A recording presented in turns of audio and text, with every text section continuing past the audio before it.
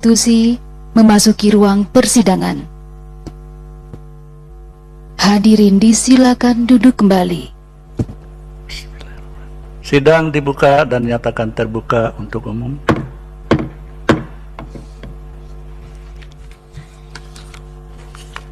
Selanjutnya, putusan nomor 102/PU garis datar 20/2022 demi keadilan berdasarkan ketuhanan yang Maha Esa. Mahkamah Konstitusi Republik Indonesia yang mengadili perkara konstitusi pada tingkat pertama dan terakhir menjatuhkan putusan dalam perkara pengujian Undang-Undang Nomor 6 Tahun 2014 tentang Desa terhadap Undang-Undang Dasar Negara Republik Indonesia tahun 1945 yang diajukan oleh 1.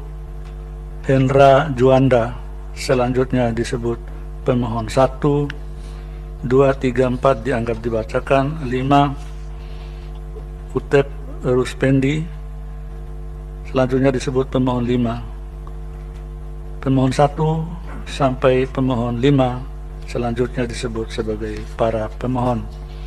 Membaca permohonan para pemohon, mendengar keterangan para pemohon, memeriksa bukti-bukti para pemohon, duduk perkara, dan seterusnya dianggap dibacakan. Pertimbangan hukum kewenangan Mahkamah 3.1 dianggap dibacakan, 3.2 dianggap dibacakan. Mahkamah berwenang mengadili permohonan akuo.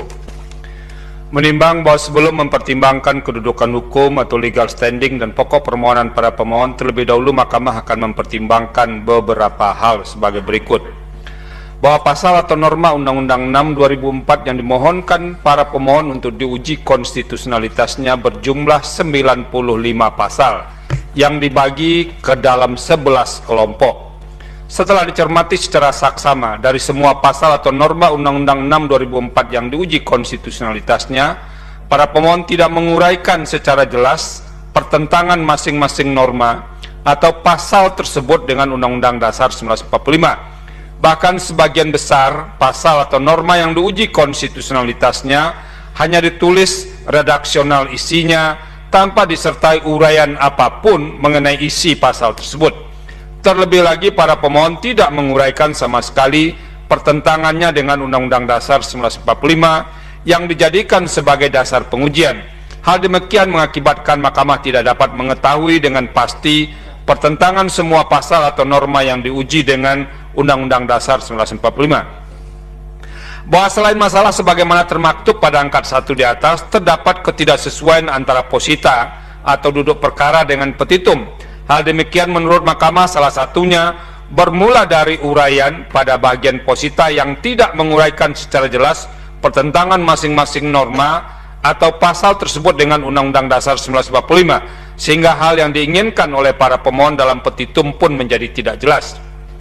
3. Bahwa salah satu bukti ketidakjelasan hal yang diinginkan para pemohon dapat dibaca dari petitum nomor 2, yang dalam hal ini para pemohon meminta agar Mahkamah menyatakan bertentangan dengan pasal 18 dan pasal 18B ayat 2 Undang-Undang Dasar NRI 1945.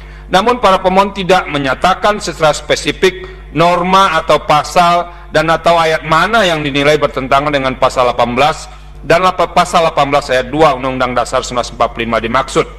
4. Bahwa selain tidak menyatakan secara spesifik norma atau pasal dan atau ayat mana yang dinilai bertentangan dengan pasal 18 dan pasal 18 ayat 2 Undang-Undang Dasar 1945, dalam permohonan akuo para pemohon juga menggunakan dasar pengujian ketetapan MPR nomor 4 garis miring MPR 2000 dan putusan Mahkamah Konstitusi nomor 128 garis miring PU garis datar 13 Romawi garis miring 2015 yang menurut Mahkamah keduanya tidak tepat digunakan sebagai dasar pengujian pasal atau norma undang-undang. 5. Bahwa dengan uraian sebagaimana dikemukakan pada angka 1, angka 2, angka 3, dan angka 4 di atas, secara umum penyusunan permohonan khususnya uraian pada posita dan petitum tidak sesuai dengan peraturan Mahkamah Konstitusi nomor 2 tahun 2021 tentang tata beracara dalam perkara pengujian undang-undang.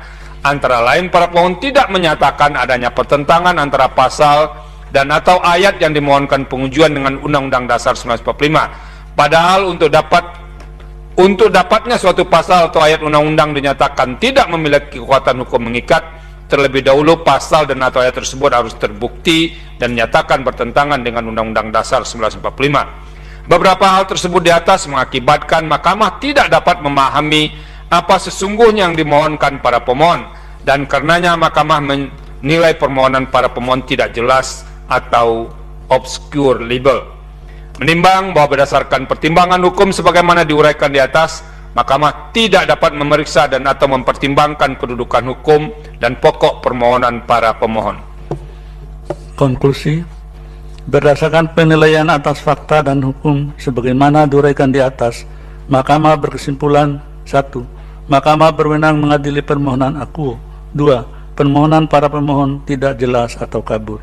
Berdasarkan Undang-Undang Dasar Negara Republik Indonesia tahun 1945 dan seterusnya, amar putusan mengadili menyatakan permohonan para pemohon tidak dapat diterima.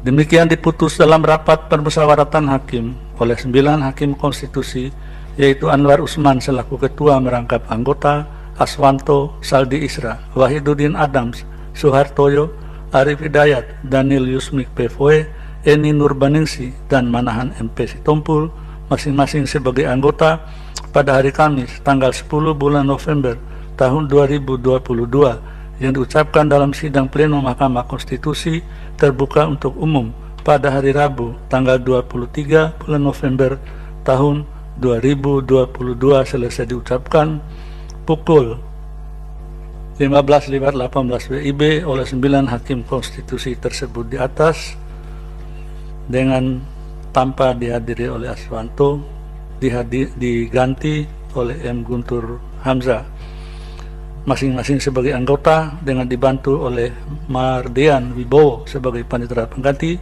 dihadiri oleh para pemohon, Dewan Perwakilan Rakyat atau yang mewakili, dan Presiden atau yang mewakili. Pengucapan putusan telah selesai. Hakim konstitusi meninggalkan ruang persidangan.